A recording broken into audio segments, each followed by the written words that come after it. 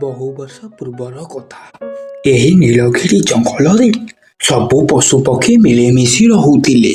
କିନ୍ତୁ ଦିନେ ଜଙ୍ଗଲ ଉପରେ ଏକ ବଡ଼ ବିପଦ ମାଡ଼ି ଆସିଲା। ବୀର, ଦେଖୁଛ, ଆମ ଜଙ୍ଗଲର ନଦୀ ଶୁଖି ଯାଇଛି।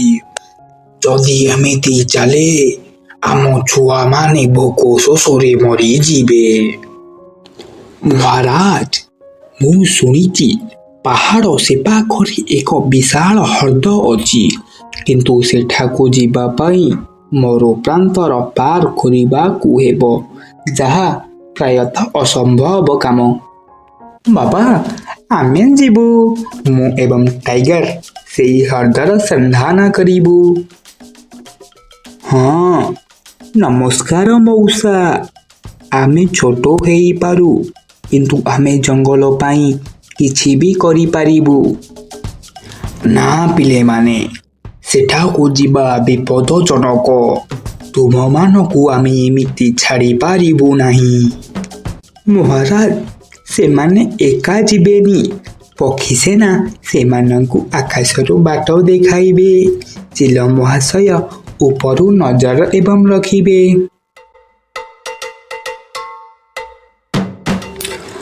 ଅର୍ଜୁନ, ଟାଇଗର, ବାମ ପଟକୁ ବୁଲି ଯାଅ। ସେଠାରେ ଏକ ବଡ଼ ଖାଲ ଅଛି। ପକ୍ଷୀମାନେ ତୁମେମାନେ ଆଗରେ ଯାଇ ପାଣି କେଉଁଠି ଅଛି ଖୋଜ।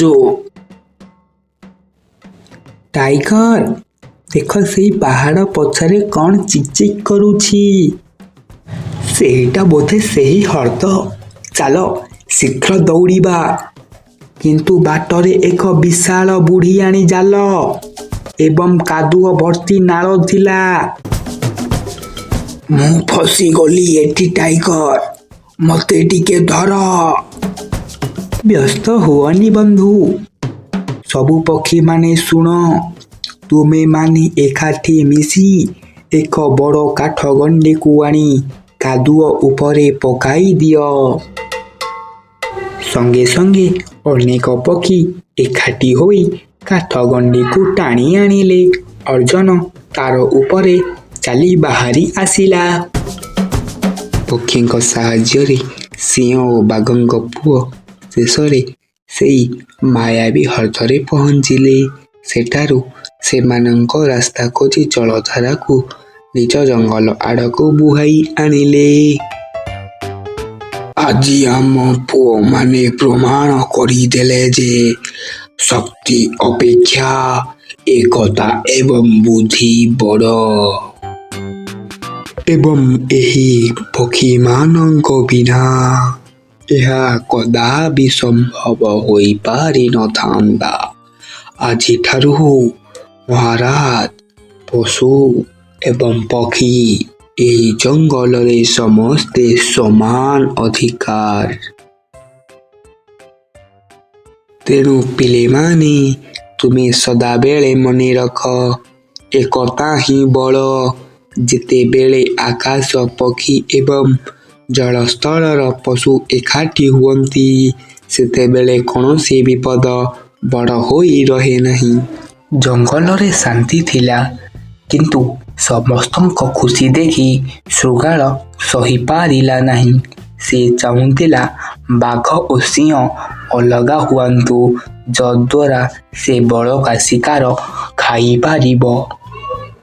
ମହାରାଜ, ସବୁ ପଶୁମାନେ କ'ଣ କହୁଛନ୍ତି ଆପଣ ଜାଣିଛନ୍ତି କି? ବାଘ ବୀର ହିଁ ଜଙ୍ଗଲର ଅସଲ ମୁଖିଆ। ସେ ନଥିଲେ ଆପଣ ପାଣି ପାଇନଥାନ୍ତେ। ଲୋକେ ଆପଣଙ୍କୁ ଭୁଲିଗଲେଣି ବା।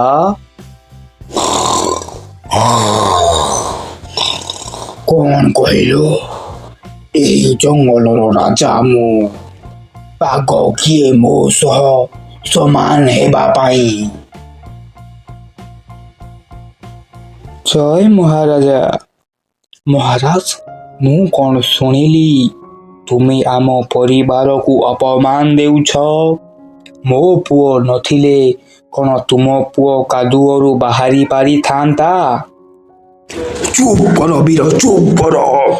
ତୁମେ ମୋର ସେନାପତି ମାତ୍ର ମୋ ଆଦେଶରେ ତୁମେ ଚାଲିବା କଥା କିନ୍ତୁ ତୁମେ ନିଜକୁ କ'ଣ ରାଜା ଭାବିବାକୁ ଲାଗିଲଣି ତୁମର ଏତେ ଅହଙ୍କାର ହଉ ତାହେଲେ ଠିକ ଅଛି ଆଜିଠାରୁ ମୋ ବଂଶ ଅଲଗା ଏଇ ନଦୀର ଅଧା ପାଣି ଆମର ଯଦି କୌଣସି ସିଂହ ଏପଟକୁ ଆସେ ତେବେ ତାର ପରିମାଣ ଭୟଙ୍କର ହେବ ସିଂହ ମନେ ରଖ ଭୟଙ୍କର ଅର୍ଜୁନ ଦେଖ ବାପା ମାନେ କେମିତି ଅଲଗା ହୋଇଗଲେ ଆମେ କ'ଣ ଏବେ ଆଉ ସାଙ୍ଗ ହୋଇ ଖେଳିବାନି ମୁଁ ଜାଣିନି ଟାଇଗର ବାପା କହିଛନ୍ତି ତୁମମାନଙ୍କ ସହ କଥା ହେବା ମନା ସୀମା ଆରପଟକୁ ଗଲେ ମୋତେ ଦଣ୍ଡ ମିଳିବ କିନ୍ତୁ ଆମେ ତ ବନ୍ଧୁ ଆମ ଭିତରେ ଏହି ସୀମା କିଏ ଟାଣିଲା ସିଏ ଯିଏ ବି ହେଇଥାଉ ସାଙ୍ଗ ମୁଁ ତାକୁ କଦାପି ଛାଡ଼ିବିନି ଜଙ୍ଗଲ ଦୁଇ ଭାଗ ହୋଇଗଲା ପକ୍ଷୀମାନେ ବି ଦ୍ୱନ୍ଦ୍ୱରେ ପଡ଼ିଲେ କି ଆମେ ବାଘ ପଟେ ଯିବୁ କି ଆମେ ସିଂହ ପଟେ ଯିବୁ ଅନେକ ପକ୍ଷୀ ଗଲେ ବାଘ ପଟକୁ ଏବଂ ଅନେକ ପକ୍ଷୀ ବି ମଧ୍ୟ ଗଲେ ସିଂହ ପାଖକୁ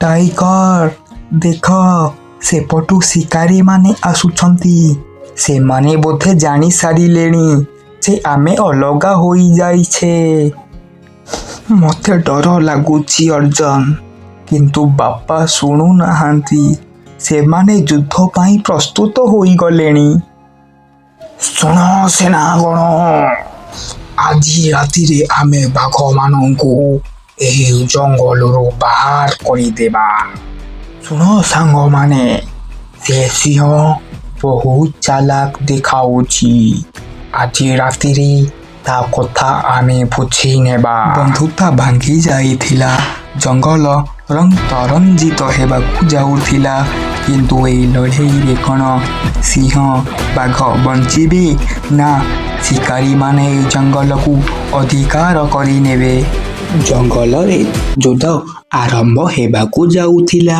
କିନ୍ତୁ ଠିକ ସେତିକି ବେଳେ ଶିକାରୀମାନେ ସେ ଚାରିପଟୁ ଘେରିବାକୁ ଚେଷ୍ଟା କଲେ ସେମାନେ ଜାଣି ନେଇଥିଲେ ଯେ ବାଘ ଓ ସିଂହ ଅଲଗା ହୋଇଯାଇଛନ୍ତି ସେମାନଙ୍କୁ କେହି ରକ୍ଷା କରିପାରିବେ ନାହିଁ ବାପା ମଉସା ଶୁଣନ୍ତୁ ଆମ ଲଢ଼େଇ କଲେ ଶିକାରୀମାନେ ଆମ ଜଙ୍ଗଲକୁ ଜାଲରେ ଫସାଇ ନେଇଯିବେ ଟାଇଗର ଦେଖୁଛ ସେମାନେ ବଡ଼ ପଞ୍ଜୁରୀ ଆଣି ଏଠାକୁ ଆସୁଛନ୍ତି ହଁ ବାପା ଆମକୁ ଅଲଗା କରିବା ପଛରେ ଏଇ ଦୁଷ୍ଟ ଶିଆଳର ହାତ ଅଛି ସେ ମୁଁ ଦେଖିଛି ଶିକାରୀମାନଙ୍କୁ ବାଟ ଦେଖାଇ ଆଣୁଥିଲା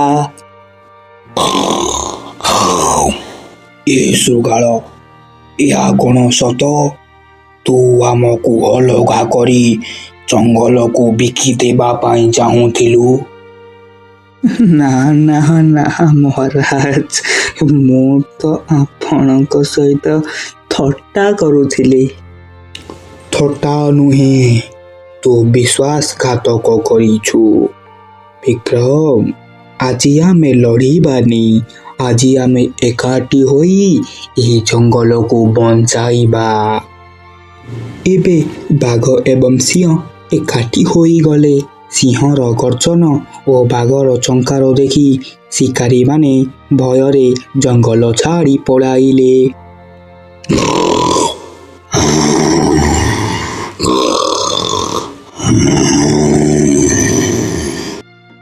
ଅର୍ଜୁନ ଓ ଟାଇଗର ଦୁହେଁ ମିଶି ଶିକାରୀମାନଙ୍କୁ ତଡ଼ିବାକୁ ଲାଗେ ବୀର ମୋତେ କ୍ଷମା କରିଦିଅ ଅହଙ୍କାର ମୋ ଆଖିକୁ ଅନ୍ଧ କରିଦେଇଥିଲା ମୁଁ ବି ମଧ୍ୟ ଭୁଲ କରିଦେଇଥିଲି ବନ୍ଧୁ ଆମ ପୁଅମାନେ ଆମଠାରୁ ଅଧିକ ବୁଦ୍ଧିମାନ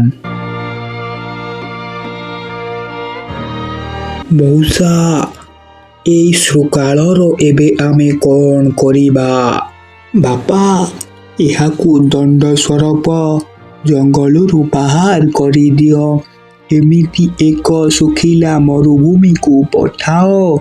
ଦିଅ, ସେ ଖାଇବାକୁ କିଛି ପାଇବନି, ଭୋକ ଶୋଷରେ ମରିଯିବ। ଶୃଗାଳ ଲାଙ୍ଗୁଡ଼ ଜାକି ପଳାଇଲା। ଜଙ୍ଗଲରେ ପୁଣି ଥରେ ଖୁସି ଫେରି ଆସିଲା। ନଦୀର ପାଣି ସବୁ ପଶୁପକ୍ଷୀଙ୍କ ପାଇଁ ସମାନ ହୋଇଗଲା। ଟାଇଗର, ଚାଲ ଏବେ ଖେଳିବା। ଏବେ ଆଉ କେହି ଆମକୁ ରୋକିବେନି। ଆମେ ଏବେ ଏକାଠି ରହିଲେ କେହି ବି ଆମକୁ ହରାଇ ପାରିବେନି। କାହାଣୀଟି ଶେଷ ହେଲା, କିନ୍ତୁ ଆମକୁ ଏକ ବଡ଼ ଶିକ୍ଷା ଦେଇଗଲା।